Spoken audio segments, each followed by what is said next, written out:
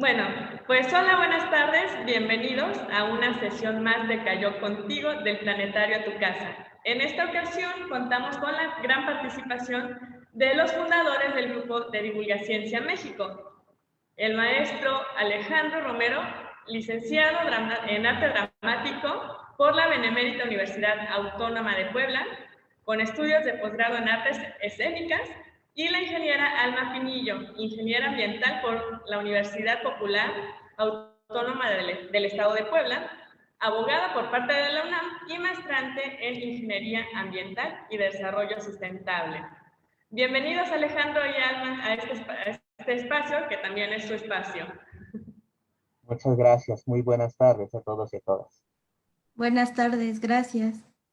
Bueno, para comenzar les voy a leer una pequeña semblanza para que conozcan quiénes son ellos, quién es Divulgaciencia México. Divulgaciencia es una de las 3 líneas de investigación escénica de la compañía Teatro Paso Nocturno, que propone estrategias pedagógicas transdisciplinarias para la comunicación pública de la ciencia mediante las artes escénicas. Se ha certificado en el programa de Embajadores Ciudadanos Agenda 2030 y con sus obras de teatro, cursos, talleres, han tenido participaciones destacadas para instituciones públicas y privadas, en eventos con fines culturales, divulgativos y de turismo. Entre ellos, una gira organizada por la Embajada de España en México, por las ciudades de Madrid, Ávila, Alcalá, Segovia, Toledo, Móstoles y Aranjuez. Han participado también en la Semana Nacional de la Ciencia y Tecnología, Feria Internacional de la Lectura, Ciencia y Literatura INAOE, Noche de las Estrellas, Programa Nacional de Salas de Lectura, Encuentro Nacional de Divulgación Científica, Expociencia Nacional, festivales de teatro, entre otros. Ellos han impartido cursos de capacitación para la Universidad Michoacana, la Universidad Autónoma del Carmen, la Universidad Veracruzana, la Universidad Autónoma Metropolitana, la Universidad Autónoma de Tamaulipas, así como para personas de Perú, Colombia, Chile, Ecuador, Argentina, Uruguay, España y Alemania. O sea, no solamente estamos hablando de un programa, de un proyecto de manera nacional, sino ya de manera internacional. ¿Estamos de acuerdo? Entonces, a ver, Alejandro, Alma, platíquenos de dónde surge la idea justamente de la creación de este proyecto de Divulgaciencia. ¿Qué fue lo que les inspiró o motivó para poder llevar de esta idea justamente a la ejecución? Bueno, muchísimas gracias. Me da cuenta y un poco para hablar de la historia. Esto comenzó hace aproximadamente 8 años y medio. Yo venía regresando de la maestría en artes escénicas y visuales, justamente en la Universidad Complutense en Madrid, España, y estaba trabajando en la compañía de teatro del Estado de Puebla, y después se presentó la oportunidad de un espacio aquí en Puebla llamado el Parque Ecológico, que nos hizo la invitación a hacer un montaje respecto al cuidado ambiental. Cuando se presenta esta oportunidad, era obvio que lo que nosotros, bueno, lo que en ese momento no queríamos hacer es la típica obra de soy un árbol diciéndole a los niños cuida la naturaleza, ¿no? Me parece que se puede hacer algo mucho más creativo que solamente con eso. Entonces, partiendo de eso, pues me di en la tarea de investigar todo lo que tiene que ver con la educación ambiental, y eso me llevó a algo mucho más profundo, que es la divulgación de la ciencia. A su vez, para entender lo que es el fenómeno de la divulgación de la ciencia, tendría que entender no solamente la parte de las ciencias sociales o las artes, que era la parte en donde me llevaba 10 años desarrollándome, sino entender la parte de todo lo que implica física, química, biología, matemáticas, todas las demás ciencias, ¿no? Entonces, pues lo más obvio es que me di cuenta que no era la persona preparada para hacer el proyecto. Dije que no, y pasé los siguientes 4 años de mi vida preparándome en física, química y matemática, de oyente en clases de maestría, licenciatura y doctorado, quienes me dieron permiso para poder concebir primero de qué se trata la ciencia y posteriormente prepararme en divulgación. Y pasado ese tiempo, un periodo de preparación en mi caso particular, de 3 años, casi 4, poder entender hasta entonces qué es la divulgación a través de una profesionalización académica y después crear este proyecto. Digamos que eso fue lo que dio pie a crear lo que después sería Divulgaciencia como una línea de investigación. Bueno, sí fue todo desde un giro completamente diferente a lo que viene siendo la divulgación de la ciencia a través de investigaciones, ¿no? O sea, es un giro completamente. De igual manera, le extiendo la invitación al público que nos está viendo en estos momentos, por si llegan a tener alguna duda o alguna pregunta que le quieran realizar a Alex y Alma, con gusto nos las pueden anotar ahí en nuestras redes sociales, en Facebook en esta ocasión, y nosotros se las estaremos interactuando con ellos. Sí, entonces, pero ¿por qué decidieron justamente apoyarse a través del arte desde la utilización de justamente monólogos, presentaciones de cuentos de ciencia y justamente hasta obras de teatro para poder realizar divulgación científica? O sea, es algo que no comúnmente se puede, pues, tener un encuentro de esa manera, ¿no? Con la divulgación. Pues sí, que si gusta apoyaros para que también, como la parte integradora.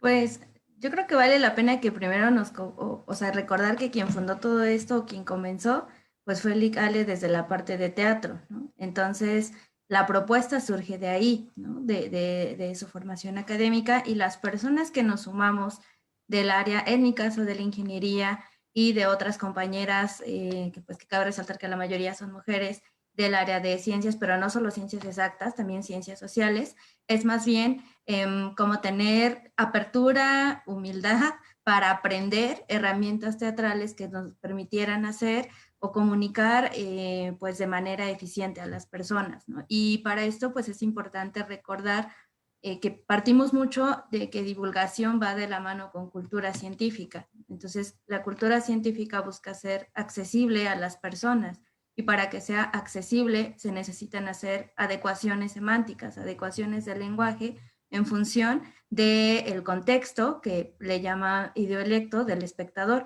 Pero todo esto pues no hubiera sido posible si no se hubiera tenido la guía del especialista en teatro, ¿no? Entonces, ahí yo creo que más bien el LIC ahora nos puede complementar un poquito sobre cómo hacer estos vínculos, pero repito, desde nuestra parte es, claro, el reconocimiento de que tengo una formación técnica, académica, licenciatura, y repito, no solo ciencias exactas, también sociales, pero el conocimiento en sí no es suficiente para generar vínculos con las personas y que se haga una comunicación efectiva. Y ahí entran toda la serie de herramientas y estrategias que en nuestro caso aprendimos pues del área del teatro. Y bueno, ahora sí, Elic, si nos puede platicar sobre estas metodologías.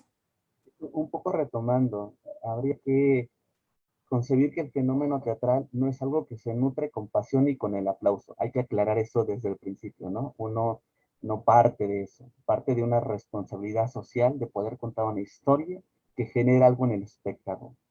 No trabajamos para públicos, trabajamos para espectadores, es decir, en este caso receptores que tienen una motivación incentiva, que tienen un proceso que los mantiene atentos y concentrados a lo que está observando.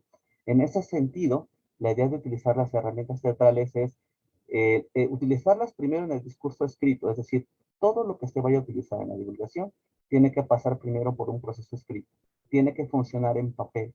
Si genera algo en papel, si produce algo solamente leyendo, por supuesto que se puede dinamizar e impactar al momento de decirlo con la palabra hablada, y aún potenciar más si se le tiene algún apoyo visual o auditivo. Entonces, partiendo de esta idea, sí hay una estructura muy marcada para poder construir un texto. Y hay muchas variantes de texto. Textos para conferencias, textos para stand-up, textos para monólogos, textos para obras de teatro. Y habría que entender, cuando hablamos de teatro, que hay también muchas facetas para hacer esta relación entre el teatro y la ciencia. No es caer en esta, de pronto, falacia del teatro científico, es teatro para la divulgación de la ciencia, prácticas escénicas, ejercicios escénicos, o sea, hay muchas variantes. Y esto es importante aclararlo porque cada variante tiene una metodología particular, está dirigido para un público específico y en un contexto determinado. Entonces es importante, para mí era muy importante, como dar una metodología y una sistematización que cuando se pudiese compartir, cualquier persona que lo pudiera leer, le pudiera servir para generar un discurso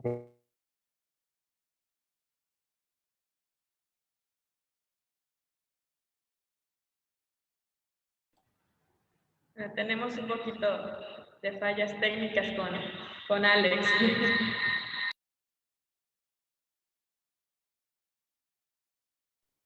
Perdón, bueno, ya regresé.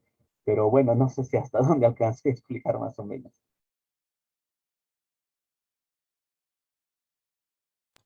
Y en tu caso, Alma, desde que te integraste al equipo de Divulgaciencia México, ¿qué fue lo que más te costó? Estamos hablando que tú vienes de un área de ciencias exactas, que no tenías justamente esa experiencia pues en arte, en teatro. ¿Qué fue lo que se te dificultó? ¿Qué fue lo que te costó para poder desenvolverte en ese ámbito? Me da mucha curiosidad. Pues como decía un poquito hace un rato, creo que fue más la parte de humildad, o sea, en mi caso, pues al tener también la parte de derecho, creía que ya tenía un avance en la parte oral y que sin problema podría estar frente a un escenario, pero el día que estuve por primera vez frente a 1000 niñas y niños esperando algo, ¿no? En uno de los proyectos transdisciplinarios que presentamos, que es Scientific Clowns, Teatro, Circo y Ciencia, pues ahí me congelé, ¿no? Porque no era suficiente, porque necesitaba otras herramientas. Y esas herramientas van desde algunas, digamos, técnicas, como en cuanto, no sé, proyección de la voz, presencia escénica, pero también otras internas, ¿no? En cuanto a, por ejemplo, algo que me marcaba mucho es que no memorizas, sino que te apropias de un texto. Y para apropiarte de un texto, por ejemplo, en el caso de la obra, pues era leerlo por lo menos 50 veces al día, ¿no? Hasta que te familiarizaras con el texto y entonces después en todos los ensayos que pudiera salir de manera orgánica, de manera natural. Entonces fue como mucho tiempo de preparación, con mucho me refiero a por lo menos un año, o sea, un año sin presentar, un año ensayando, un año haciendo ejercicios y una palabrita maravillosa que es vulnerarse, en el sentido de abrir pues a la persona humana que está en ti, más allá del título que tengas de la carrera que hayas estudiado, y entrar en esos procesos para que entonces pueda surgir la parte creativa y entonces puedan desarrollarse pues las otras herramientas que son necesarias. Entonces creo que eso es lo que más me costó, la parte de vulneración, la parte de abrir, pero abrir, digamos, reflexionando al interior y que de ahí y dejarme instruir otra vez, pero pues de un área distinta, ¿no? De un área que no era ni ingeniería ni derecho, sino otra cosa. Y pues en esto va mucho también la parte, no sé, de cuando te instruyen, de hacer juegos, de aplicar la lógica en otro tipo de situaciones. Ya después de 8 meses más o menos, pues ya como que vas haciendo las similitudes y en realidad para trasladarlo a mis términos, pues ya era como manejar, ver algo a nivel de sistema, ¿no? En donde hay muchas variables, que es que esté funcionando el experimento, que estés teniendo, no sé, la presencia escénica, la voz, que el texto vaya bien, que las y los espectadores se mantengan atentas y atentos a lo que estás diciendo. O sea, son variables en movimiento, ¿no? El asunto es, pues, que tienes que aprender a controlarlas y cómo las controlas ensayando y preparándote mucho previamente. Mientras más preparado esté el proyecto, mejor va a salir. Y también, al mismo tiempo, no perder la capacidad de asombro, en el entendido de que todo es, eso pues fue algo de lo que me marcó mucho, todo es por primera vez, por única vez y como si fuera la última vez, ¿no? Y bajo esa consigna, una preparación constante para que pues salieran bien las presentaciones. Ay, qué bonito. Sí, todo requiere mucha disciplina, sobre todo, para poder llevar toda tu preparación a un nivel casi de expertise, ¿no? Entonces, todo a través de una disciplina y constancia. Lo que yo he observado, investigando un poquito acerca de Divulgaciencia México, es de que manejan diferentes tipos de actividades, tanto gratuitas como las que generan eh, pues dinero, ¿no? Monetario. Pero lo que a mí me da curiosidad es cómo es que ha sobrevivido Divulgaciencia, o sea, ¿de qué manera ustedes financian sus proyectos? ¿A través de patrocinios o a través de programas estatales, o cómo es que ustedes han podido mantener al pie este proyecto? El propósito, me parece que es muy importante. Cuando se creó Divulgaciencia, se creó con una misión, una visión, una filosofía, y dentro de la filosofía hay un propósito. El propósito fundamental es recordarle a todas las personas que son derechohabientes de la cultura científica. Cuando partimos de ese propósito, entonces partimos de que abogamos porque el producto o servicio que creamos, la experiencia divulgativa que queremos hacer, tiene que llegar a la sociedad civil. Y la sociedad civil, si cree que el producto o servicio vale la pena, voluntariamente apoya económicamente al proyecto. Si no, obviamente tiene derecho a darse la vuelta a irse, como cualquier ser humano normal que está frente a algo que no le agrada. Entonces, apostamos por eso y eso nos da por dedo la posibilidad de que somos 8 integrantes, que tenemos un sueldo fijo cada semana únicamente por sociedad civil. Aparte están los patrocinios, aparte está el apoyo institucional, aparte están becas, reconocimientos, ferias, o sea, hay como muchas posibilidades de la gestión y de la subsistencia económica autosustentable de un proyecto de divulgación bajo una estrategia administrativa bien diseñada y bien planeada. Entonces, básicamente, por poner un ejemplo, ¿no? Te voy a poner el caso que pasa mucho con los chambelanes en los 15 años. Se presenta un grupo de chicos en un momento vulnerable, sensible, y las personas, si les agrada, en automático te dicen, ¿cuánto cuesta? Me gustó, quiero repetir la experiencia. Y eso es lo que nos ha ayudado en nuestro caso a poder subsistir.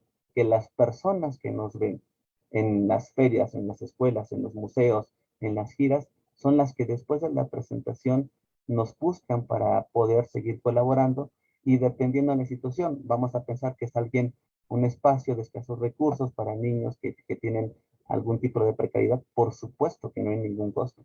Pero si fuera alguna universidad particular de altos costos, pues bueno, cobramos lo suficiente para tener los recursos para poder llegar a estos lugares vulnerables que a lo mejor no cuentan con los recursos financieros. Entonces, eso es, digamos, el modelo administrativo de negocios, que obviamente está apoyado con alguien de marketing, alguien de administración de empresas y, por supuesto, alguien de contabilidad para poder llevar este proyecto.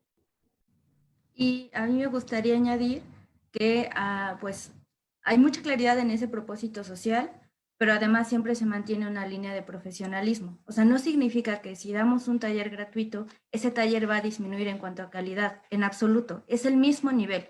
Todas las actividades gratuitas llevan el mismo nivel de compromiso, el mismo nivel de entrega que todas aquellas que generan un costo. Porque, pues sí, no se trata de generar sesgos ni de discriminar a nadie. Es el mismo trato, las mismas características, repito, el mismo nivel formativo cuando es, por ejemplo, el caso de talleres, y bueno, pues también las consideraciones administrativas y legales, ¿no? O sea, sí, se manejan convenios, se manejan cartas compromisos, se manejan contratos, de manera que pues nos permita justamente tener elementos de prueba y elementos que protejan la integridad o la propiedad intelectual del proyecto. Entonces, teniendo como todo este engranaje de elementos, pues es que se puede mantener por diversas fuentes de financiamiento, diversificando las fuentes. Sí, y a mí en lo personal, ahora sí que yo puedo confirmar justamente eso que acabas de decir, Alma. Yo con ustedes he tomado tanto taller gratuito como el taller pagado, y la verdad el nivel es completamente el mismo. La única diferencia, bueno, que yo vi desde mi punto de vista, es de que el que genera costo, pues te dan todo el material que se vio durante la sesión y ese apoyo, ¿no? O sea, realmente la diferencia es muy poca. Y la verdad que es una actividad muy noble el poder de ustedes, el poder llegar a la gente a través de estas actividades, gente que pues realmente, bueno, ahorita justamente a través de la pandemia, pues sabemos que algunos económicamente pues no estamos tan estables, ¿no? Entonces sí pero sin embargo quieren seguir superándose y eso es un super plus, ¿sí?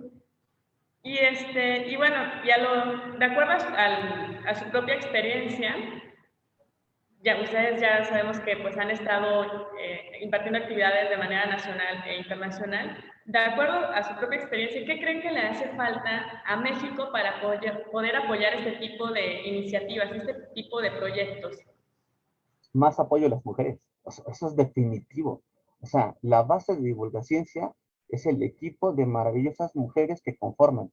Divulgaciencia está sostenido por un conjunto de iniciativas, de apoyos, de ideas de mujeres que están trayendo este proyecto. Sin ellas, Divulgaciencia no existiría. O sea, yo te lo puedo decir, ¿no? Si bien somos tres hombres en Divulgaciencia, lo que sostiene son estas ideas, estas iniciativas y estas propuestas de estas científicas sociales y científicas en ciencias naturales que están aportando todo el tiempo y que están haciendo que crezca. Me parece que deberíamos dejarnos orientar por estas iniciativas de estas grandes divulgadoras que tienen esta parte de poder generar una conexión, de poder generar un vínculo emotivo, de generar identificación y que por eso hacen que estos proyectos fructifiquen. Bueno, eso es por lo menos en mi experiencia lo que podría decir, ¿no? Dejar incursionar y dejarnos guiar por tantas maravillosas, grandes divulgadoras que merecen una oportunidad. O sea, a mí me funcionó y claro que por supuesto mi opinión personal. No sé qué opinan. Pues yo le añadiría además, sí como mucho apoyo de sociedad civil, o sea, reconocer el poder que tenemos como ciudadanas y ciudadanos, ¿no? Y proyectos liderados por mujeres. Y esto lo menciono porque justamente ha sido mi experiencia en Divulgaciencia, ¿no? Yo me sumé después de que ya estaba como la idea creativa, pero pues justo con el año de preparación no fue solamente para el escenario, sino en mi caso, pues aprender cosas de producción ejecutiva de teatro en el entendido de manejar esos términos y con la formación que yo ya traía, poder contribuir a que el proyecto ahora se mantuviera, ¿no? Con los índices que había iniciado. Y entonces en ese mantenerse, y justo que ahora hablábamos de la parte de financiamiento, para nosotros sociedad civil ha sido fundamental. O sea, hemos lanzado, por ejemplo, convocatorias gratuitas a escuelas y la escuela propia te contacta sin necesidad de un intermediario. Eso nos ha ayudado mucho a hacer muchísimas redes en varios estados de la República. Por eso hablo del poder de sociedad civil, porque sí nos podemos organizar, porque sí nos podemos coordinar, porque cuando existe un objetivo en común, y para esto, por ejemplo, cuando fuimos a Cobá, que está por allá por Quintana Roo, la gestión la hizo una adolescente de 16 años, que su única finalidad y mayor y gran finalidad era mantener la cultura de paz en su comunidad, o sea, que no hubiera casos de violencia.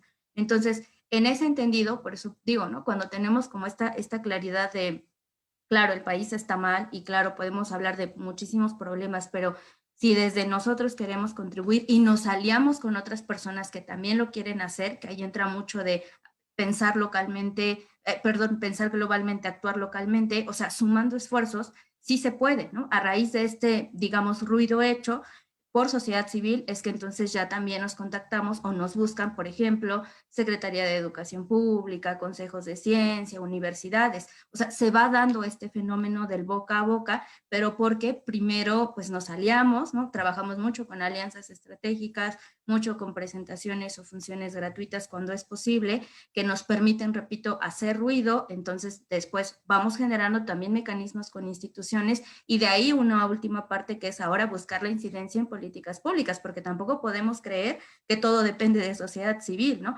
Hay muchos otros procesos que se tienen que impulsar, pero es más fácil cuando ya los impulsaste de abajo, porque entonces desde abajo puedes exigir, a que si quieres ir desde arriba y que nadie te hace caso y que nadie te conoce. Entonces serían un poco esos los elementos que me gustaría compartir. Gracias, Alma. Y bueno, y hablando justamente de estas alianzas, de pues estas uniones que hacen ustedes, toda esta red de comunicación que han manejado, pues no sé si a raíz de la pandemia esto les ha afectado a ustedes un poco, porque tengo entendido que ustedes iniciaron sus actividades, todas las actividades que ustedes realizaban eran de manera presencial, ¿no? Entonces, ¿cuál fue los contras y los pros que tuvieron ustedes, o la evolución de Divulgaciencia a través de la pandemia. Pues Divulgaciencia cuando se estructuró en etapas. La primera etapa está diseñada en 3 fases. La fase 1 fue crear espectáculos presenciales. La fase 2 fue diseñar talleres en donde pudiéramos compartir las metodologías utilizadas para estos espectáculos de manera que se pudieran compartir, ¿no? Y la fase 3 es tomar tanto los espectáculos como los talleres para crear un compendio en un texto que se pudiera publicar y presentar. Entonces, cuando empezó la pandemia, lo único que hicimos fue iniciar la fase 2, iniciar con los talleres, pero esta vez en línea. Empezamos con los talleres, me parece que a la semana que inició la pandemia. Entonces, desde marzo del año pasado, llevamos semana tras semana dando talleres, ¿no? O sea, cada semana desde hace poco más, bueno, un año más o menos, iniciamos con esta estructura de impartir talleres. Entonces, la pandemia lo que nos dio el pie es justo iniciar con esta segunda etapa y crear un modelo de presentaciones que se pusiera a adaptar, en este caso, a la online, que fue los monólogos que ya veníamos manejando esta muestra estatal, pues se volvió muestra internacional de monólogos a través del online, invitando a personas de diferentes países, dado que en esta situación de la virtualidad, pues esta medusa de 1000 cámaras en la cabeza nos lo permitía. Y otra cosa que nos permitió pues fue generar más alianzas con personas de Latinoamérica.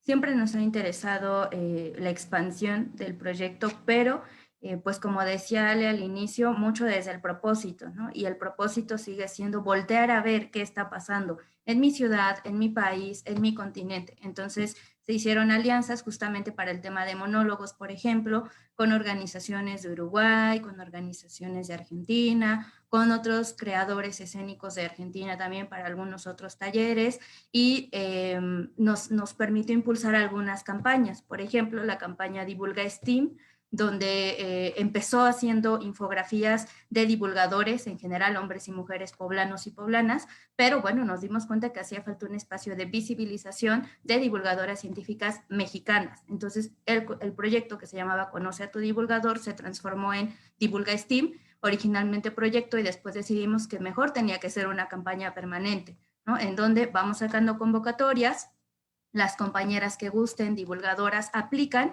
y bueno, se hace el diseño de su infografía y ahora está acompañado de una parte de webinars, ¿no? Tuvimos el primero, el Día Internacional de la Mujer y la Niña en la Ciencia y bueno, pues ya estamos preparando el segundo. Otra campaña que pudimos desarrollar es Divulga Kids, orientado a infancias, a niñas y niños. Si bien es cierto, nuestra obra de teatro se presentaba o infancias o personas adultas o adolescentes, bueno, decidimos entonces adaptar talleres a la virtualidad, pero específicamente para niñas y niños de segunda y tercera infancia.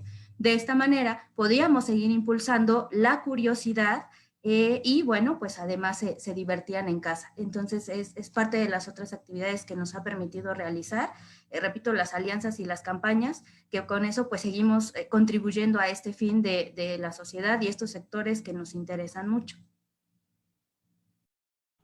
Y es que es muy importante poder hacer o ejecutar programas o actividades que justamente esa curiosidad se pueda mantener no solamente en los niños, sino también hasta en los adultos, porque llega el momento en que siendo adultos ya casi nada nos sorprende, ¿no? Realmente. Entonces sí es bonito también justamente la importancia de este tipo de manejo de actividades, porque en base a eso ustedes pueden justamente apoyar o ayudar a niños o personas que se quieran empezar a meterse justamente a este medio, ¿no? No ya sea sin importar pues la edad, ¿no? que uno tenga. Y entonces, de acuerdo justamente pues a toda su experiencia que han tenido de estos cambios desde lo presencial a lo digital, ¿cómo ha sido la transmisión de conocimientos a través del uso de las TICs? ¿Qué es lo que más se les ha dificultado en este caso? Bueno, en nuestro caso particular, más que el uso de las TICs, abogamos mucho por el discurso hablado. Si bien las TICs se apoyan del uso de la tecnología, plataformas y otro tipo de herramientas, creemos que si bien es importante, jamás va a sustituir a la persona. Creemos en la virtualidad como en el cubrebocas. En este momento es indispensable. Pero cuando pasa la pandemia, no es la manera normal de comunicarse, ni manera más orgánica de seguir transmitiendo. Entonces, si bien podemos hablar del uso de una plataforma virtual para dar un taller, de ahí a la aplicación de todas las TICs me parece que no es la herramienta adecuada. ¿Por qué? Te voy a poner un ejemplo. Aquí en Puebla hay un lugar llamado San Miguel Canoa, un lugar donde a duras penas tienen conexión a internet y los niños pueden acercarse. En ese sentido, las TIC son completamente irrelevantes. Entonces, a nosotros nos importa mucho llegar a estos espectadores en particular. ¿Qué es lo que puede funcionar cuando hablamos en un taller a través del online? La estructura y el apoyo de estrategias pedagógicas. Creemos que es muy importante tener un modelo pedagógico, una didáctica y una estrategia para aplicar en los procesos de enseñanza-aprendizaje cuando damos un taller de divulgación a través de lo virtual. Porque justamente esta situación de pandemia nos hace recordar que no solamente estamos dando talleres o clases a través de lo virtual, sino lo estamos haciendo en una situación de crisis. O sea, no podemos olvidar que hay una situación de crisis que está dejando vigente o que está dejando ver que había un problema en la parte de la educación formal que ahora es mucho más vigente, porque lo que hacía potente la educación era el acto presencial, este convivio de cuerpos presentes. Ahora que no está el convivio de cuerpos presentes, lo único que sostiene una buena educación es el modelo pedagógico y las actividades de enseñanza-aprendizaje. Pero cuando no están presentes, entonces el fenómeno no se presenta. Entonces, cuando pensamos en talleres, más que utilizar las TIC, pensamos en estos modelos teóricos que pueden generar dinámicas participativas a través de esto, del habla, del juego, del utilizar materiales, de utilizar materiales para su reuso y crear experimentos, para la recreación de la ciencia a través de lo lúdico, y que si además alguna institución cuenta con el apoyo tecnológico de las TIC, es maravilloso, pero no es indispensable. Eso es importante, ¿no? Las TICs, como en el Internet, es importante, pero no es indispensable. Solamente es pasajero, puede colaborar, pero no es indispensable para crear, en este caso, la experiencia divulgativa. Yo añadiría que otro elemento importante es la evaluación, ¿no? Siempre debemos monitorear cómo el avance de nuestros proyectos, porque a lo mejor creemos que estamos generando la experiencia divulgativa, pero en realidad no.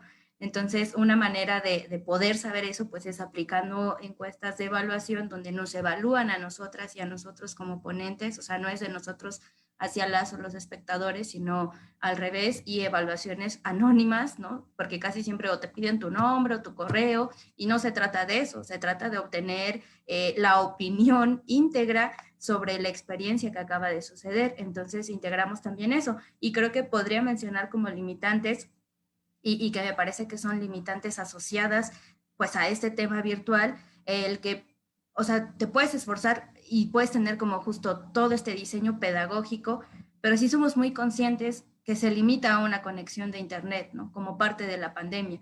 Tratamos de llegar a contextos vulnerables, y bueno, afortunadamente nos hemos encontrado con algunas maestras y maestros que justo tratan de quitar estas barreras. Por ejemplo, alguien, cuando hicimos una presentación de monólogos en Tehuacán, en una comunidad, o sea, el profesor dijo Facebook Live, ¿no? Es romper esos paradigmas de la educación formal en cuanto a que forzosamente tiene que ser por una plataforma Zoom o por un correo, o sea, buscar como esta parte creativa. Repito, este maestro, por ejemplo, fue Facebook Live, ¿no? Y las y los estudiantes se conectaron por Facebook y ahí estaban interactuando y ahí estaban platicando. Entonces, sí somos conscientes que está, digamos, cualquier actividad en pandemia limitada a este acceso a Internet, pero bueno, para eso nos acompañamos de estos otros elementos que hemos mencionado, pues con la intención de así llegar y que eso que llegue tenga un nivel de calidad, y no por el hecho de que no sea presencial significa que no se pueda generar una experiencia.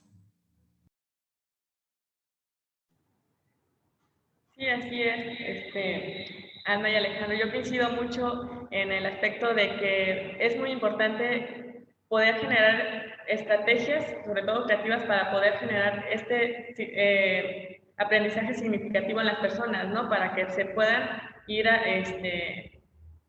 pues, adentrando más pues, en lo que viene siendo la ciencia.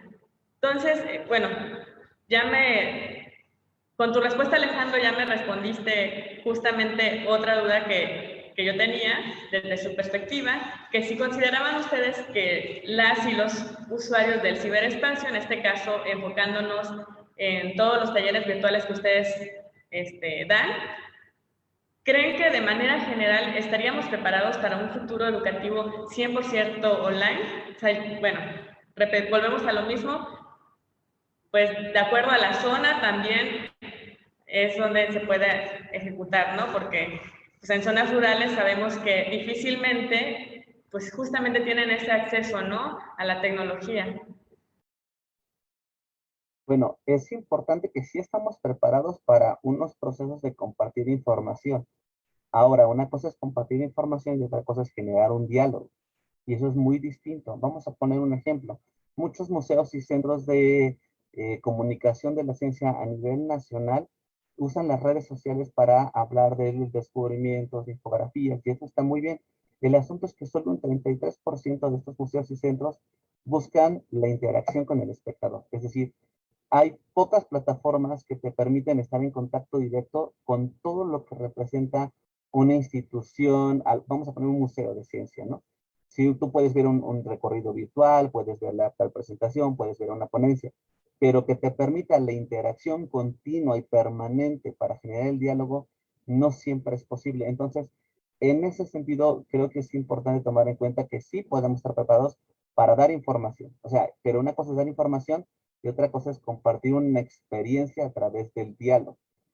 Digamos, si en este momento yo quisiera saber sobre neurociencia, sobre teatro y neurociencias, puedo conectarme a la Universidad de Parma en Italia, buscar a Giacomo Rizzolatti y pues ver su tratado de neuronas espejo y puedo obtener información.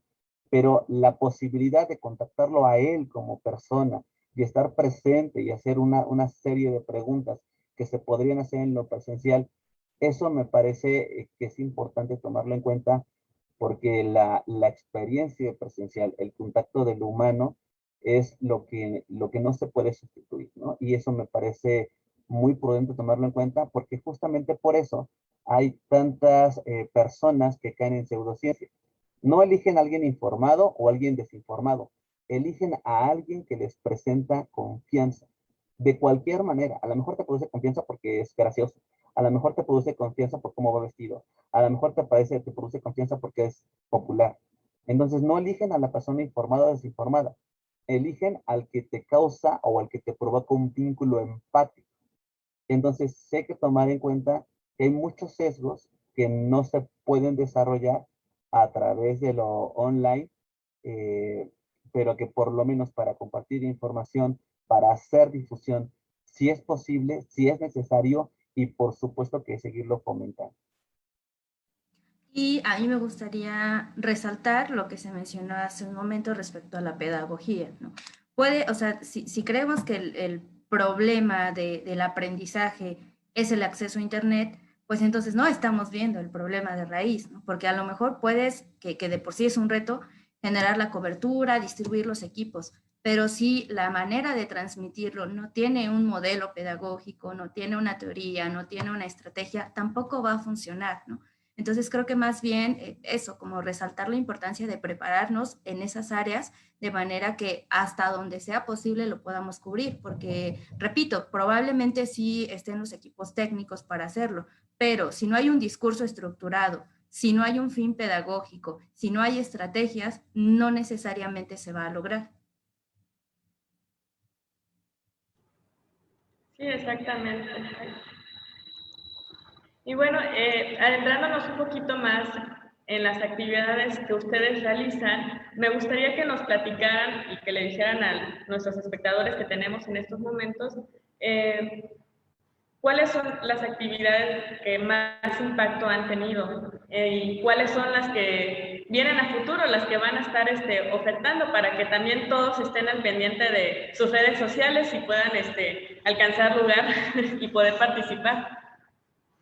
Justo, pues bueno, tendríamos que hablar sobre impacto cuantitativo y cualitativo, ¿no? En tanto a la cuantitativo, pues digamos que el estar trabajando en este momento en plataformas, pues nos ha dado visibilidad a nivel internacional, pero tampoco es algo como demasiado importante, porque digamos, cualquier divulgador o divulgadora que esté generando un proyecto y que tenga esta adecuación semántica, este diagnóstico del público al que se va dirigido, va a tener este impacto.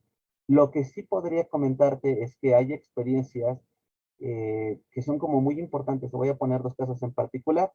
En algún momento nos mandaron a llamar para Ecatepec, Estado de México, una asociación que nos llamaba y nos decían, no, no tanto es que los chicos se fomenten hacia el mundo de la ciencia, sino que tengan una actividad, porque sabemos que cuando estos chicos no están en la escuela, están robando, están pintando, están golpeando a alguien, ¿no? O sea, son chicos de violencia extrema. Entonces nos ponían como ejemplo, una hora dentro del salón es una hora menos de violencia afuera en la calle. Entonces, bajo esa consigna, generar una experiencia a través de una presentación teatral en ese momento, en lo presencial, y que después de la presentación los docentes nos dijeran, pasaron el resto de la tarde en la parte de atrás de la escuela, pero esta vez no se drogaban. Estaban haciendo reacciones exotérmicas con su con su botella de plástico, con su alcohol de casa y su encendedor, porque se daban cuenta que podían hacer principios químicos y hacer volar naves. Y nos pasaron toda la tarde haciendo eso. O sea, no terminó la experiencia con la presentación. Hubo continuidad y me parece que los chicos después le preguntaban a los maestros qué otro tipo de reacciones químicas podían hacer. Y eso es importante, independientemente si van o no van a estudiar ciencias, entender que que puedes acceder porque eres derechohabiente a la cultura científica, estudies o no ciencia. Y otra cosa que, por ejemplo, ha pasado a través de lo virtual, esto ya es este caso, en los talleres, bueno, de hecho creo que esto lo puede más comentar la Inge, porque justamente ha pasado estas experiencias en los talleres infantiles que la Inge imparte y dirige. Adelante. ¿Sobre qué en específico? Lo que pasa con las mamás después de los talleres que usted presenta, Inge, con respecto a las fotos, con respecto a la parte en donde, es curioso porque de pronto como tenemos un WhatsApp en general, nos mandan mensajes de el pequeño a la pequeña continuó toda la tarde haciendo sus experimentos, ¿no? Y decidió despegarse de la computadora, decidió despegarse del celular, despidió, despegarse de X cosa para poder estar haciendo una actividad lúdica que en este momento fue incentivada por el taller. Ahora sí le cedo la palabra a ella. Sí, pues creo que a mí más bien me gustaría, digamos, como recapitular la pregunta respecto a las actividades que hacemos, porque toda esta estructura que nos platicó Licale, pues es la que aplicamos. Entonces, dentro de estas actividades, por ejemplo, son Divulga Kids, que son talleres para niñas y niños, en donde tratamos de generar experiencias que no duren solamente el tiempo de la sesión, que es la hora y media, para que se produzca este fenómeno que nos platicaba, sino que abro muchas expectativas, ¿no? Genero curiosidad de manera que las niñas y los niños quieran seguir experimentando en todo el día y que entonces se produzca esto de no lo hago por obligación, porque no es una tarea, lo hago por convicción, porque presento, ¿no? A través de una estrategia que produce el juego, de una estrategia que produce la curiosidad y que genera además pues el vínculo con el familiar que esté acompañando, ya sea mamá, papá, hermano o hermana. Esa es una de las actividades. Otra, pues, es la parte de monólogos científicos que generamos año con año una convocatoria para una muestra de monólogos científicos, en donde les damos procesos de acompañamiento para generar sus monólogos y finaliza con la presentación de estos. Finaliza el proceso de muestra, pero de ahí se siguen teniendo otras presentaciones. Por ejemplo, el día de mañana vamos a tener una presentación de monólogos para una escuela rural, entonces continúan estas actividades. Otra de las actividades es la parte de cuentos de ciencia para infancias, en donde, pues específicamente, otra vez, ¿no? Son para niñas y niños, cuentos que cabe resaltar se derivan de los talleres que brindamos y que son creaciones originales. Es decir, las propias compañeras y compañeros eligen los temas y, bueno, producen su texto y luego lo presentan.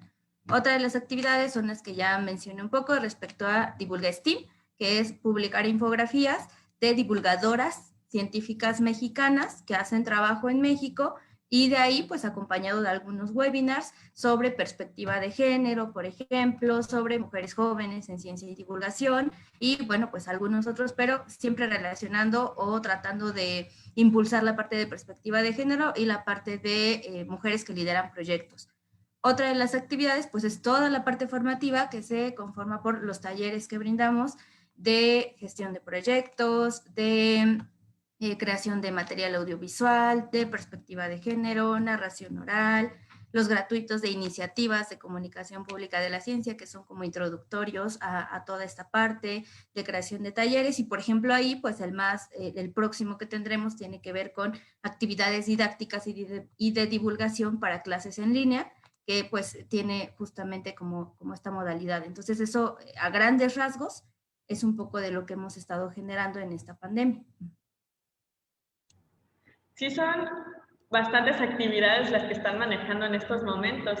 Y en el caso de Divulga Kids, ¿hacia qué público va dirigido? Obviamente para niños pequeños, pero ¿cuáles son las edades o el rango en los que el público puede estar participando?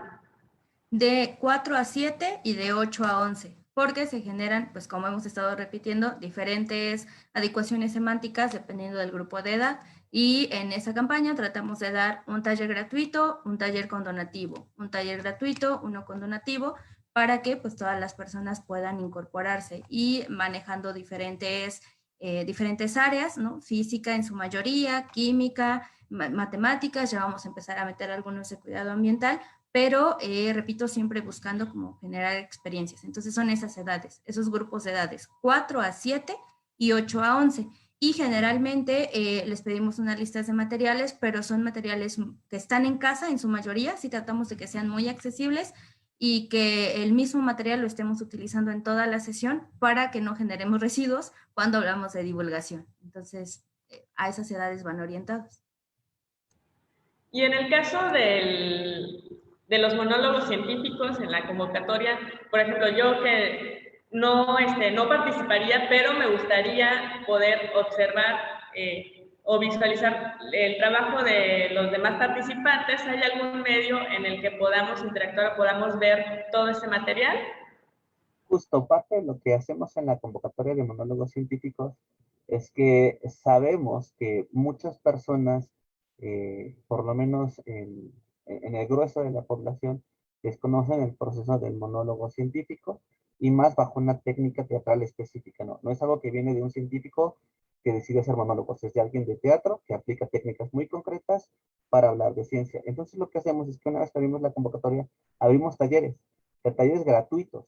¿Sabes qué? ¿Quieres participar? Te damos talleres de cómo hacer tu monólogo y los damos 3 semanas seguidas. Y después hacemos una vez que se seleccionan a los finalistas, que normalmente son 16, entonces hacemos ensayos con público. Ensayos para escuelas de escasos recursos. Entonces, estos monologuistas primero se presentan en estos espacios de niños, de niñas, de adultos mayores, para ver si el monólogo tiene un impacto fuera de la comodidad y del confort del ambiente escolar, que es normalmente donde se presenta, digamos, mucho de la divulgación. Y después, cuando se hace el evento, se hace abierto en Facebook Live. Todos pueden verlo, todos pueden opinar, y una vez que termine el evento le damos continuidad, porque hay una sesión más que se llama el encuentro de reflexión, en donde cualquier persona puede hacerles preguntas directamente, tanto a los monologuistas como a los jueces que estuvieron evaluando pues el proceso de todos los compañeros y compañeras, y posteriormente seguimos dando presentaciones de estos monólogos.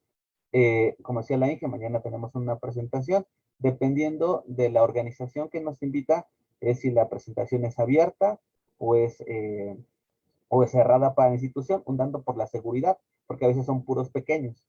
Entonces son en sesiones de Zoom y por eso es que algunas son cerradas, pero otras son abiertas. Eso es en tanto a la visibilización de los monólogos ya terminados.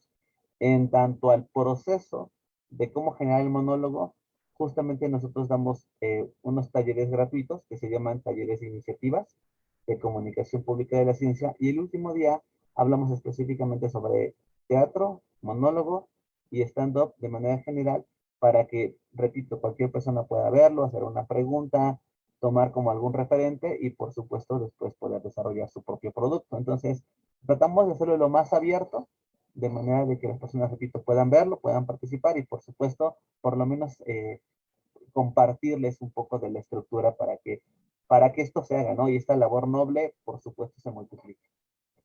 Y bueno, para donde vamos publicando generalmente pues todas estas presentaciones, sobre todo cuando son abiertas, también las compartimos, es en nuestras redes sociales, que en Facebook pues estamos como Divulgaciencia Mexpue, en Twitter como Divulgaciencia con doble A al final, y en Instagram como Divulgaciencia México. Entonces generalmente ya en las tres vamos publicando justo cuando va a haber una presentación o cuando ya está la presentación, o sea, en las páginas sí nos apoyamos mucho para ir publicando constantemente todas las actividades, tanto de talleres, de convocatorias, de presentaciones gratuitas. Y si a alguien le interesa justo de alguna asociación civil, biblioteca, escuela pública o escuela rural, pues con todo gusto nos puede escribir al correo divulgacienciamexpue@gmail.com y con gusto agendamos alguna presentación, ya sea de monólogos, ya sea de cuentos, pues con la intención de seguir promoviendo la cultura científica. Tenemos unas preguntitas, son algo personales para ustedes, porque hay un poco de curiosidad por parte del público. Y nos dicen, ¿cómo es que han logrado ustedes tener justamente ese equilibrio en lo personal con lo profesional? ¿Y cómo es su vida, tanto de Alma como Alejandro, ya fuera de los escenarios? Bueno, para empezar, yo creo en Divulgaciencia como una de las tres líneas de investigaciones de la compañía de teatro que manejo. Para mí la ciencia es parte de lo que forma a una persona que hace teatro, ¿no? Una persona que hace teatro tiene que conocer la ciencia para, puede poner un ejemplo, las intensidades de la luminaria en un escenario, las medidas de la construcción de un teatro para saber cómo poner la escenografía, encontrar, por ejemplo, algunos efectos visuales que se pueden crear a través de autómatas que se vienen de la mecatrónica. O sea, la ciencia, desde mi punto de vista, es algo que tiene que complementar un creador, un actor, en mi caso particular. Entonces, partiendo de eso, yo te puedo decir que desde que entré en mi carrera hasta la fecha estoy de vacaciones. Para mí, mi trabajo son vacaciones. Desayuno, como y ceno teatro. O sea, no existe otra cosa aparte de esto, porque no concebiría mi vida haciendo otra cosa. No es algo que te guía, que te hace levantarte, que te hace dormirte, que te hace soñar, que te hace leer. No concebiría hacer algo distinto a esto en ningún momento de mi vida, porque eso sería perder el propósito, en mi caso muy particular, ¿no? Sí, y en el mío, pues a mí siempre me interesó la parte de sensibilización ambiental, ¿no? Más como por, pues esta cuestión de mi actitud y mi papel en el planeta, vaya, para temas como cambio climático, cosas de ese tipo. Entonces, cuando yo conocí a Divulgaciencia en esta fase, digamos, de establecimiento y conocí que no tenían problema en vincular como, o sea, que llevar la misión como misión de vida también, pues me sentí muy identificada por eso, ¿no? Porque en realidad creo que el equilibrio se logra teniendo mucha claridad respecto a lo que quieres. Y en este caso, yo sabía que quería aprender procesos de sensibilización, aprender a comunicar, aprender, o sea, como todo eso que me conforma, transmitirlo de manera eficaz. Y eso lo encontré en Divulgaciencia. Entonces, cuando sucede eso, pues no hay necesidad, digamos, de establecer límites entre lo uno y lo otro, porque es una forma de vida, ¿no? Porque creo yo repito, cuando tienes como esta claridad en este propósito tuyo, que en mi caso es esto de la sensibilización y en mi caso específico para infancias, pues lo encuentro aquí, ¿no? Entonces, sobre la otra pregunta de cómo es como la vida personal, bueno, en mi caso yo estudio una maestría con doble grado, eso significa que tomo clases yo estudio en UPAEP, en Puebla, tomo clases en la Universidad de Valladolid, España, y bueno, al finalizar, pues concluyo con 2 títulos de maestría en Ingeniería Ambiental. Entonces, en mi caso, pues es tener una vida de estudiante, pero que esa vida de estudiante me permite además, a través de Divulgaciencia, compartir eso que estoy aprendiendo, compartir ese conocimiento y repito, además, en el grupo específico que me importa, que son las niñas y los niños. Entonces, el equilibrio se logra teniendo un propósito claro y recordando, y esto también lo aprendí pues de aquí de la compañía, que todo lo que no te forma te deforma.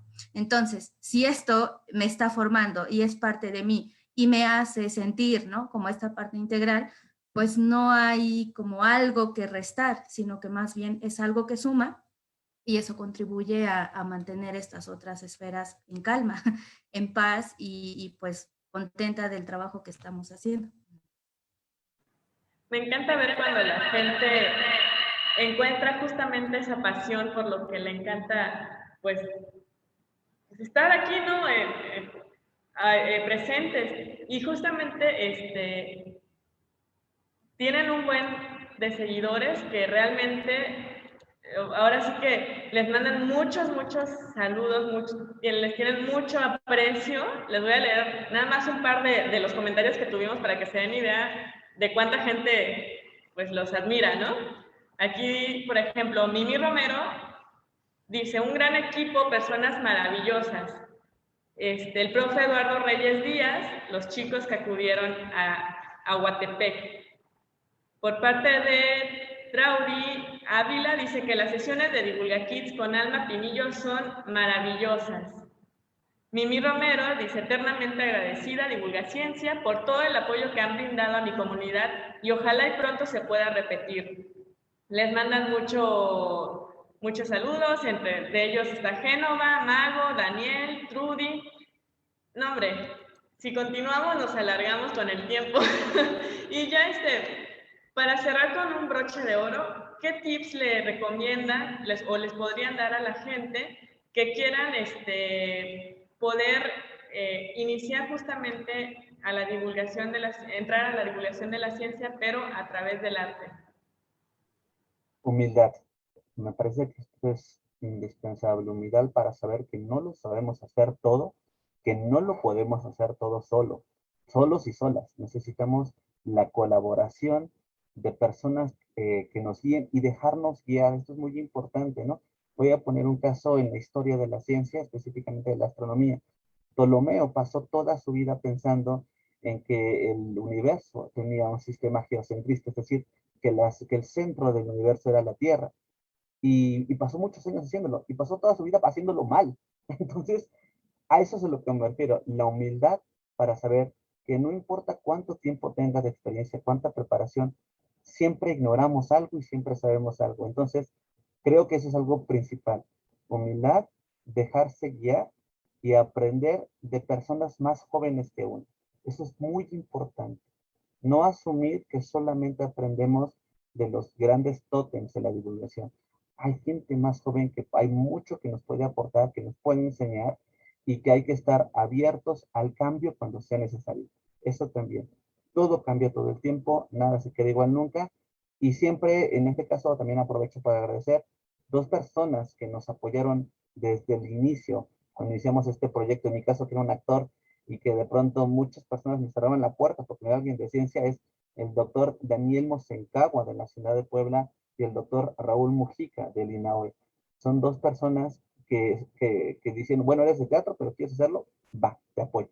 O sea, creo que no hubiera sido posible sin estos pilares y después se sumaron otras personas como la doctora Palestina Guevara Fiore. O sea, personas que sabiendo que mi formación era de teatro, decidieron apoyarnos, decidieron darnos el espacio y aconsejarnos, guiarnos. Creo que eso es muy importante.